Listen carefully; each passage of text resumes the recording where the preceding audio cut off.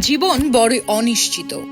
একদিন যে ওয়েলস আর লর্ডসকে মাতিয়ে রাখত সেই কিনা আত্মসমর্পণ করলো আত্মহত্যার কাছে। মাত্র ৫৫ বছর বয়সে মারা গেছেন ইংল্যান্ডের সাবেক ক্রিকেটার গ্রাহাম থ্রপ। ৫ অগস্ট তার মৃত্যুর খবর পাওয়া গেলেও ঠিক কী কারণে তার মৃত্যু হয়েছে তা এখনও জানা যায়নি। এতদিনে জানা গেছে স্বাভাবিক মৃত্যু হয়নি থর্পের, আত্মহত্যা করেছেন তিনি। একথা জানিয়েছেন থর্পের স্ত্রী আমান্ডা।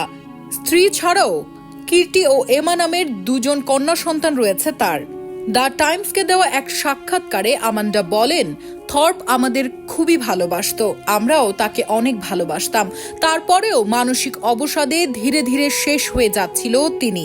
থর্পের মনে হতো ও না থাকলে আমাদের জীবন আরো ভালো হবে, সেটা ভেবে ও নিজেকে শেষ করে দিল। আমান্ডা বলেছেন যে তার স্বামী দীর্ঘদিন ধরে হতাশা এবং উদ্বেগের সঙ্গে লড়াই করছিলেন। তিনি আরও বলেন, ২ বছর আগেও থর্প নাকি আত্মহত্যার চেষ্টা করেছিলেন। আমান্ডা বলেন, আমরা গভীরভাবে দুঃখিত যে তিনি এই কাজ করেছেন এবং নিজের জীবন নিয়েছেন। এই খেলোয়াড় কয়েক বছর ধরে বিষণ্ণতা ও উদ্বেগে ভুগছিলেন। এ কারণে তিনি ২০২২ সালের মে মাসে আত্মহত্যার চেষ্টা করেছিলেন। এরপরে তাকে দীর্ঘদিন আইসিইউতে রাখা হয়েছিল। তিনি আরও বলেন, একসময় থর্পের হতাশা তীব্র হয়ে উঠেছিল। আমরা পরিবার হিসেবে তাকে সমর্থন দিয়েছিলাম। তার অনেক চিকিৎসা করা হয়েছিল, দুর্ভাগ্যবশত সেগুলোর কোনোটি কাজে আসেনি। মাঠে সে মানসিকভাবে অনেক শক্তিশালী এবং সুপরিচিত ছিল এবং তার শারীরিক অবস্থাও ভালো ছিল, কিন্তু মানসিক অসুস্থতাই বড় অসুস্থতা হয়ে দাঁড়ালো তার জন্য।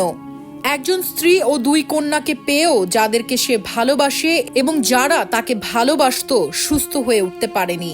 ১৯৯৩ সাল থেকে ২০০৫ সাল পর্যন্ত ইংলিশদের হয়ে ১০০ টেস্ট খেলা থর্প ইংল্যান্ডের ব্যাটিং কোচ হিসেবে কাজ করেছেন। আফগানিস্তানের হেড কোচ হিসেবে নাম ঘোষণার পরপরই ২০২২ সালে গুরুতর অসুস্থ হয়ে পড়েন এই খেলোয়াড়।